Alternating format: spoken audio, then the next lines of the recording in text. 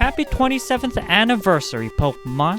And what other topic would be more fitting to talk about other than Pikachu, the lovable mascot designed by Atsuko Nishida and Ken Sugimori that would spearhead this franchise for over 2.5 decades. This mascot has been so popular that starting from Generation 3, Pokemon themselves started an archetype that you would see in every new generation. An archetype that many fans call the Pikaclone. So, hello, you could call me Nort, and I'm just here trying to make my own creature collector based off of STEM-based topics. Before I decided to make my STEMA region an independent endeavor, I did have an idea to make a Pikaclone-like mon for myself. So in this video, I'll be briefly covering how Pokemon referenced their own mascot through other designs, before showing what I did to reference this pop culture icon.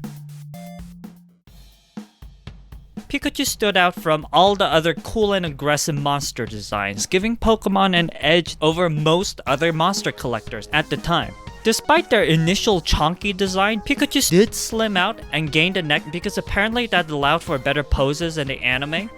With the anime and merchandise, Pikachu's mascot status was giant, and Pokemon recognized that. By the time a sequel was made, which we now call Generation 2, Pikachu's family line would grow to have a baby, an even cuter Pikachu called Pichu. Did science go too far? I don't know. I don't think it's that overpowered in Smash, but that's not all. When people saw Meryl, a separate line, many fans had dubbed it Pika Blue, but I can't really see an official source that started this name. There was this one card printing company separate from Game Freak that mislabeled it for a movie promotion. To be perfectly honest, when I look at it, I just think it's just another cute mouse, not a deliberate reference to Pikachu. It's probably just referring to the water molecule, which I went over in this video about my own starters. A lot of people want to call Meryl Generation 2's Pikaclone, despite Pichu kind of being there, but this trend really formed starting in Generation 3. Plusle and Minun are rabbits, which are lagomorphs, not rodents, but they look cute. They represent positive and negative charges. Now, I've seen people mistake them to be just math symbols like addition and subtraction, but no. In electricity, charged matter depends on an imbalance of electrons that matter has. If the matter has fewer electrons than what's neutral, that's positively charged. If they have more electrons than neutral, that's negatively charged. Might sound a bit confusing because electrons themselves are negatively charged, so the more you have them, the more negative the charge is. But yeah, these guys are deliberate references to Pikachu, especially because they have these electric generating cheeks, which we will see in every Pikaclone in the future. Pachirisu is a squirrel with yellow cheeks and a big bushy tail. It is adorable, and it can eat a Draco Meteor like breakfast. Many people point out Sejun Park's victory as an example of how even your favorite Pokemon can be competitively viable. But apparently Pachirisu was a calculated pick to replace Amoonguss of all mons as a move redirector that the meta haven't predicted. And Sejun Park built Pachirisu to be especially defensive to make up for not being as bulky as Amoonguss. I'll put a link in the video in the description that describes this whole event more. But all in all, I think it's more like the Ratatouille phrase. Not everyone can become OU tier, but an OU tier mon can come from anywhere. Generation 5 made an addition to the Pikaclone formula that would change the archetype forever. Emolga isn't just an electric type, but it also flies, so how exciting, a flying squirrel. Yeah, flying squirrels are technically gliding rather than flying, but still, very fun concept. I think now's a good time to talk about my own Pikaclone.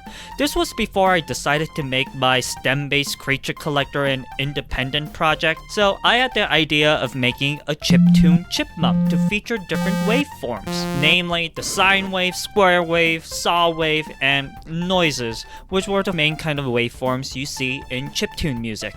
I called it electric and normal type as sound moves are mostly normal type, and I wanted this chipmunk to not look like a squirrel somehow, as I wanted to avoid Pachirisu.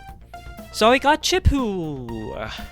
I really leaned into that different wave type kind of deal with tinted glasses, showing the different types, but I'm not a big fan of what I had, so I did what I usually do with designs that I'm kind of iffy on. I shelved them and come back in like a week. Or a month. Few months. Generation 6 introduced a new type. Whoa, this hasn't happened since Generation 2. And this new type was the Fairy type. Not only do we see a new evolution feature this type, but the Pikaclone is also an electric fairy. With the Den, a tiny little gerbil hamster thing, with antennae, whiskers, and a long thin tail compared to a small rotund body. So hold up, I think I got it. I've redrawn my Pikaclone and I've exaggerated a feature to make it more unique. So here's Chippu with the head of a stereo. Bruh, that's worse. Why am I even showing this? Just move on to Generation 7. Generation 7 has given us Togedemaru, possibly the cutest Pikaclone yet, with a spherical body. Oh my gosh, it has these spikes when it sneezes. This electric steel type hedgehog is so puntable. What do you mean there's another Pikaclone? Well, I guess we have a lowland Raichu here featuring a new concept introduced in Generation 7 called the regional variant, where old mons get new designs and new types. This is kinda like Divergent Evolution, where the species grow into different ones due to the new environments they are in. Alolan Raichu here is an electric psychic type, as they surf around delivering pancakes. Very wholesome. What are you talking about? What do you mean there is still another Pikaclone in this generation? Who could you possibly... Mimikyu is mimicking Pikachu. This happens in real life where a species mimics another to either scare off predators or blend in with that other species. This is called mimicry. Mimikyu is a ghost fairy type. It's not even electric, but it's a more literal interpretation of a clone of Pikachu because it really tries to be Pikachu, though under that costume it probably looks nothing like it. Nearly a year has passed since my last attempt at Chippu. This time, I don't care. I don't care what people say. I'm gonna make myself a chiptune chipmunk. Are people going to say it looks too much like Pachirisu? Maybe. I don't care. Is the body and tail too much like Pachirisu? Maybe. I don't care. When I make this an independent project, would this look like a knockoff Pachirisu? Maybe. Dang.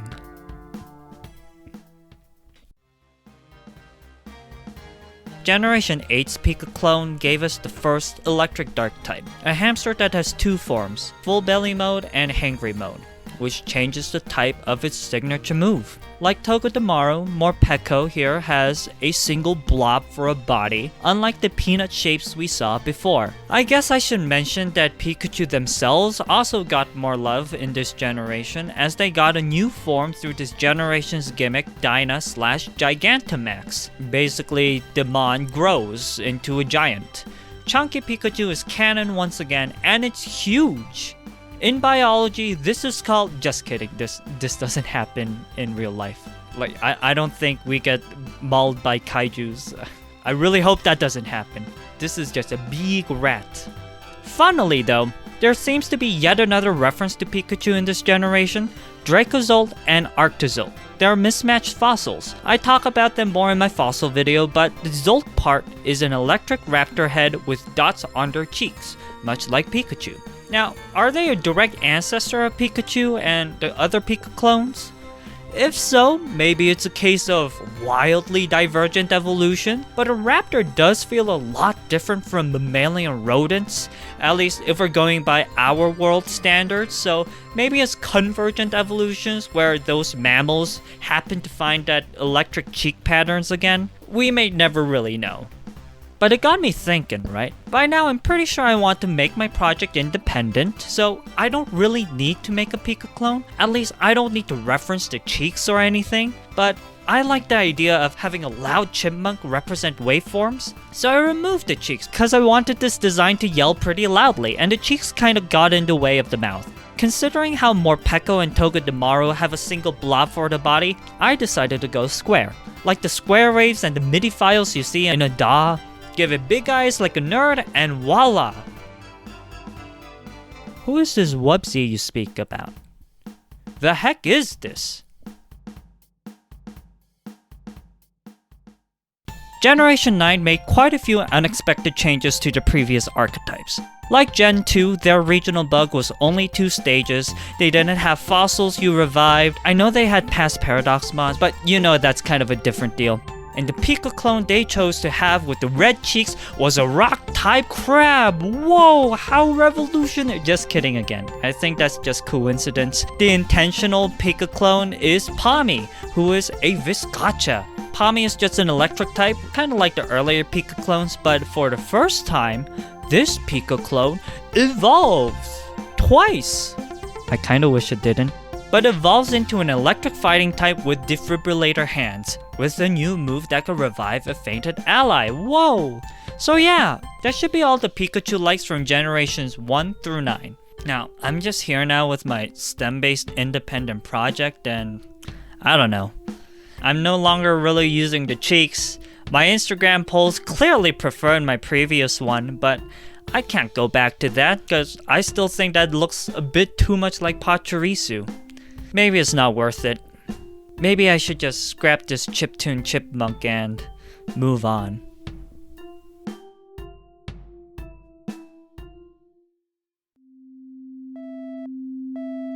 On February 3rd of 2023, Kaijumon on Twitter offered a challenge. If you were in Miss Atsuko Nishida's shoes and you had to make an electric monster that happened to become a mascot, how would you do it? Max Fakemon on Instagram dubbed this trend Yorchu. Max also makes Fakemon videos, by the way. Go check their channel out in the description, because it was with this trend something sparked. I shouldn't worry about differentiating myself from the past Pikaclones. I actually don't really need to consider them at all. Besides, if I'm making my own independent project, this is kinda like the situation I'm in, right?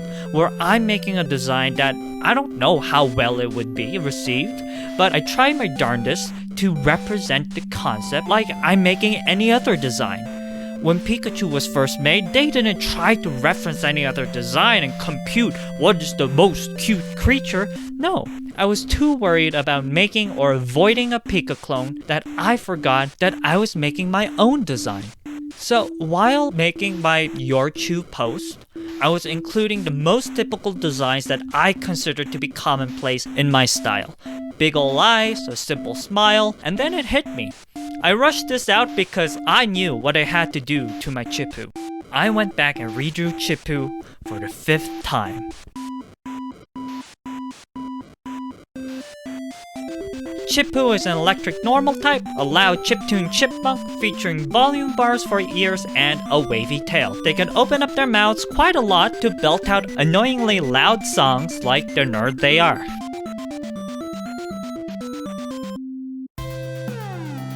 Look, not all designs are easy. Most times than not, designs require iteration. Make it, take a step back, and then think to yourself whether you're satisfied with it. Sometimes it takes months working on other things before ending up with something you like. And don't worry, most of the best works aren't manufactured through calculated formulas, but rather through an artist's ability to take their best shot.